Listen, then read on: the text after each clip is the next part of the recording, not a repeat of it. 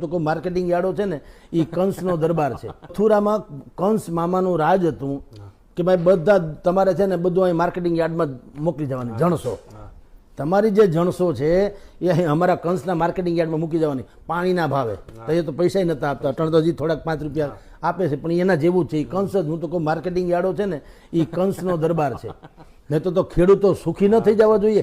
જણસો પેદા કરે, માંડવી, કપાસ ઇત્યાદિ, મગ, અડદ, તલ, અને જેણે ખેતર નથી જોયું એ લોકોની પાસે એની પેઢીઓ એ કરોડો રૂપિયામાં રમે. જે પેદા કરે એ ભૂખે મરે. આ વચેટિયા, અને વચેટિયા સત્તાવાર વચેટિયા. પછી આમ આપણે શું કહીએ, સરકારે કે મેં ડાયરેક્ટ હવે બધાના ખાતામાં પૈસા નાખવાનું શરૂ કરી દીધું છે, જેથી વચેટિયાઓનું રાજ ખતમ કર્યું. આ માર્કેટિંગ યાર્ડ શું છે? નકરા વચેટિયા. કોઈએ ખેતરનો હેઢો ભાળ્યો નથી, કોઈએ એક સાહ પૂર્યો નથી, કોઈએ પાણી વાળ્યું નથી, પાણી જ કરી નથી, પાથરા ભેગા કર્યા નથી, ગુંદવા એટલે કામ ઈ કર્યા નથી, ખડ નિંદામણ કર્યું નથી, કાંઈ કર્યું નથી.